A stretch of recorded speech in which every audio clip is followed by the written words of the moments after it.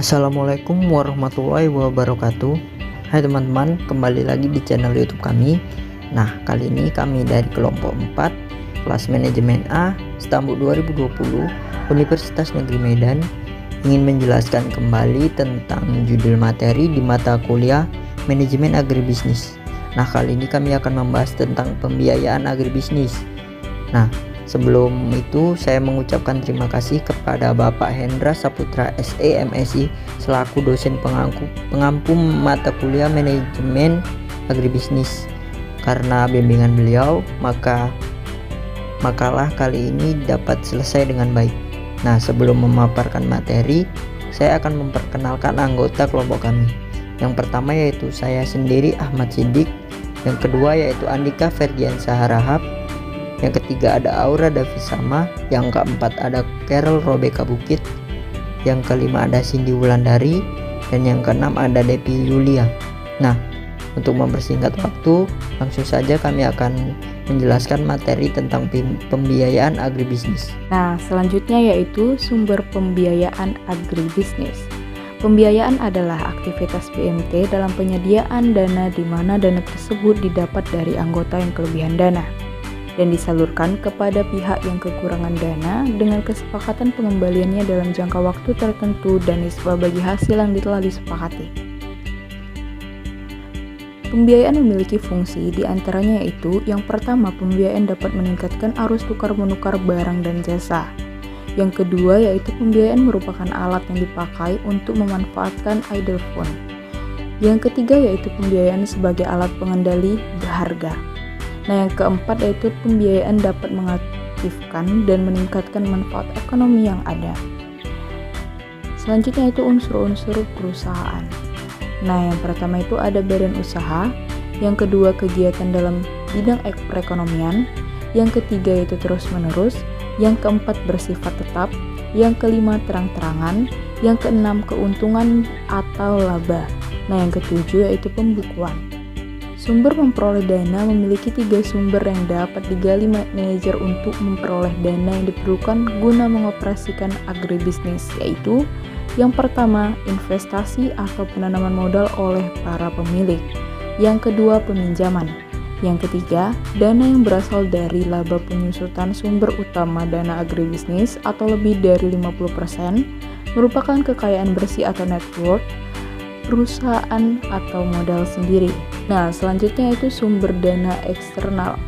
Sumber dana dari eksternal perusahaan adalah dana yang berasal dari luar perusahaan. Laba ditahan berasal dari akumulasi laba setelah pajak sejak perusahaan berdiri sampai dengan sekarang setelah dikurangi dengan dividen yang dibagikan kepada pemegang saham. Nah, di sini ada macam-macam sumber pendanaan eksternal. Yang pertama itu ada ekuitas, yaitu sumber pendanaan eksternal bisa diperoleh perusahaan dari ekuitas yang dijualnya misalnya saham. Melalui ekuitas, perusahaan bisa mendapatkan modal besar dari para investor maupun grup swasta. Sebagai imbalan atas pendanaan yang diberikan kepada perusahaan melalui ekuitasnya, maka investor tersebut berhak atas sebagian perusahaan sesuai presentasi saham yang dimilikinya. Nah, yang kedua itu ada modal ventura, yaitu sumber pendanaan eksternal selanjutnya adalah melalui modal ventura. Di sini pemilik modal akan memberikan dana melalui lembaga keuangan yang disebut sebagai perusahaan ventura. Namun biasanya untuk mendapatkan pendanaan dari modal ventura ini tidaklah mudah karena seleksi dilakukan secara ketat dan selektif. Nah, yang ketiga ada investasi, yaitu perusahaan dapat juga memperoleh pendanaan eksternal dari investor, individu maupun perusahaan yang lain. Investor tersebut akan memberikan dana 10 dalam jumlah tertentu yang nantinya bisa dimanfaatkan untuk membiayai kegiatan operasional ataupun proyek yang dilakukan oleh perusahaan. Nah, yang keempat itu ada pinjaman bank, yaitu pinjaman dari bank menjadi sumber pendanaan eksternal yang paling umum dipilih pelaku usaha maupun perusahaan. Mendapatkan modal melalui pinjaman bank memang lebih mudah dan bisa mencapai jumlah besar. Selain itu, perusahaan tidak perlu membuat dan mengeluarkan surat utang untuk meminjam uang kepada lembaga keuangan seperti bank. Nah, selanjutnya itu macam-macam sumber pendanaan eksternal. Yang kelima ada hibah. Pendanaan pemberian yang disebut hibah ini dapat juga berasal dari badan-badan amal tertentu. Hibah tersebut akan diberikan kepada perusahaan yang telah memenuhi kriteria tertentu, misalnya melakukan produksi yang ramah lingkungan. Yang keenam yaitu crowdfunding. Pendanaan eksternal bisa dilakukan menggunakan media sosial. Yang dilakukan crowdfunding, perusahaan akan mendapatkan sumbangan dari masyarakat yang umumnya dilakukan melalui website maupun media sosial. Meskipun biasanya setiap orang hanya menyumbang dalam jumlah kecil, namun tidak menutup kemungkinan jumlah total yang diperoleh menjadi besar. Sumber dana internal. Sumber dana dari internal perusahaan adalah dana yang dibentuk dan dihasilkan oleh perusahaan itu sendiri. Pembiayaan internal untuk agribisnis model internal adalah modal yang dihasilkan sendiri di dalam perusahaan. Modal internal di dalam suatu perusahaan sebagai berikut. 1. Modal ekuitas menunjukkan dana yang diperoleh perusahaan melalui laba yang ditahan, tambahan investasi oleh para pemilik, atau penambahan jumlah penanaman modal yang bersedia memikul risiko kerja. Kedua, saham biasa. Untuk perusahaan kecil, pada umumnya penjualan bagian saham bisa dilakukan kepada orang yang dikenal oleh pemilik yang ada sekarang. Ketiga, saham preferen. Saham preferen adalah saham yang didahulukan oleh perusahaan.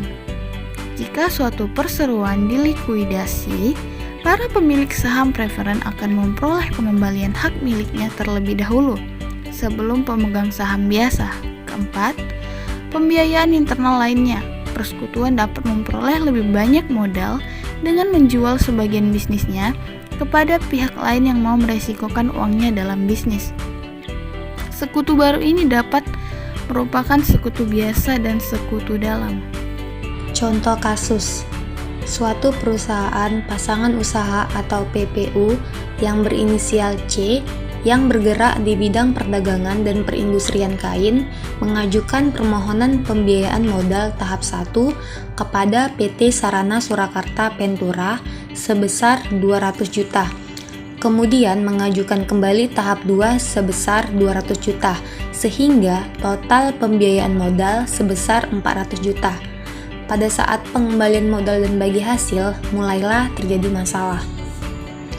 Ternyata PPUC tidak dapat melakukan pengembalian modal dan bagi hasil kepada PT Sarana Surakarta Pentura sesuai dengan waktu yang telah disepakati.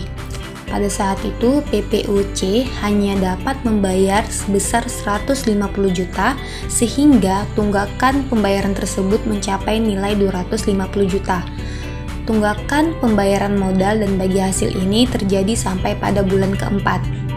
Keadaan ini membuat PT Sarana Surakarta Pentura mengeluarkan surat peringatan 1 atau SP1 setelah selama 4 bulan PT Sarana Surakarta Pentura melakukan reminding atau mengingatkan pihak PPUC agar segera melakukan pembayaran modal dan bagi hasil. SP1 ini diberikan kepada PPUC pada bulan kelima, terhitung sejak PPUC tidak dapat melakukan pembayaran modal dan bagi hasil kepada PT Sarana Surakarta Pentura. Kurun waktu ini merupakan salah satu bentuk kebijakan PT Sarana Surakarta Pentura. Namun, ternyata dengan dikeluarkannya SP1 tidak memberikan suatu kemajuan yang berarti. Sebagai tindak lanjut SP1, berselang 1 bulan kemudian, PT Sarana Surakarta Pentura mengeluarkan surat peringatan 2 atau SP2. Upaya yang dilakukan PT Sarana Surakarta Pentura tidak hanya sebatas pemberian surat peringatan saja. Namun, PT Sarana Surakarta Pentura telah berupaya menjadwalkan kembali waktu pembayaran maupun penurunan persentase bagi hasil yang harus dibayarkan PPUC. Sampai akhirnya pada bulan ke-8 terhitung sejak PPUC tidak dapat melakukan pembayaran modal dan bagi hasil kepada PT Sarana Surakarta Pentura. Dikeluarkan lagi surat peringatan atau SP3 kepada PPUC. Namun PPUC tetap tidak dapat membayar pengembalian modal dan bagi hasil. Sehingga setelah SP3 dilakukan, upaya hukum somasi dari pihak PT Sarana Surakarta Ventura kepada pihak PPUC karena sudah tidak dapat melaksanakan kewajiban membayar pengembalian modal dan bagi hasil, sehingga diperlukan upaya hukum lanjutan guna menyelesaikan permasalahan PPUC. Upaya somasi tersebut kemudian segera mendapatkan keputusan Pengadilan Negeri Surakarta untuk dapat dilaksanakan sita eksekusi dan lelang atas benda jaminan dari PPUC. Namun kemudian sebelum dilaksanakan sita eksekusi dan lelang atas benda jaminan PPUC, atas kesadaran dan inisiatif sendiri, PPUC menjual aset pribadinya untuk membayar pengembalian modal dan bagi hasil yang setelah 10 bulan menunggak. Penyelesaian dalam kasus PT Sarana Surakarta Ventura. Yang pertama, pada keadaan perusahaan pasangan usaha yang berada pada level special mention, PT Sarana Surakarta Ventura melalui bagian marketing dan visio reminding berusaha untuk mengingatkan dan mengunjungi 13 perusahaan pasangan usaha guna melakukan tindakan konsultasi agar jangan sampai perusahaan pasangan usaha semakin jatuh pada level kurang sehat. Yang kedua, dalam konfirmasi perjanjian bagi hasil yang dibuat antara PT Sarana Surakarta Ventura dengan perusahaan pasangan usaha terdapat suatu klausul yang berbunyi, apabila perusahaan pasangan usaha tidak dapat melakukan pengembalian modal dan bagi hasil dalam kurun waktu berturut-turut, maka PT Sarana Surakarta Ventura berhak untuk menarik modal yang telah diberikan tersebut. Kemudian yang ketiga, PT Sarana Surakarta Ventura selalu berusaha untuk menyelesaikan masalah melalui cara musyawarah dan kekeluargaan agar tercapai win-win solution bagi kedua pihak. Nah, misalnya ada 4 orang siswa laki-laki di kelas 9. Temukan min, median, dan modus menggunakan himpunan data ini.